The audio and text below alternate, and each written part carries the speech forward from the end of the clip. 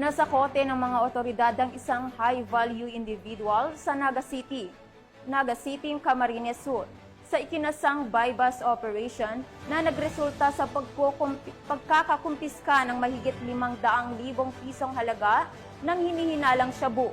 Police Staff Sergeant Irene Hani Tria Abad, ibalita mo.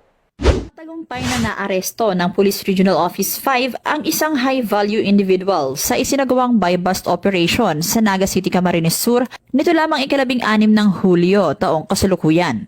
Ang operasyon ay isinagawa ng pinagsamang mga operatiba mula sa City Intelligence Unit, City Police Drug Enforcement Unit at Police Station 1 ng Naga City Police Office sa pakikipag-ugnayan sa Philippine Drug Enforcement Agency Regional Office 5. Ang suspect na kilala bilang alias Kaloy ay naaresto matapos magbenta ng iligal na droga sa isang undercover operative. Nakumpiska ng mga otoridad ang 23 heat-sealed plastic sachets na naglalaman ng hinihinalang shabu na may timbang na 80 gramo na nagkakahalagang 544,000 piso. Mahaharap ang suspect sa kasong paglabag sa RA 9165 o ang Comprehensive Dangerous Drugs Act of 2002. Pinuri naman ng bagong talagang Pro-5 Director na si Police Brigadier General Nestor C. Babagay Jr. ang operasyon kung saan ito ay sumasalamin sa walang humpay na pagsisikap ng kasurug cops na sugpuin ang iligal na droga sa naturang rehiyon.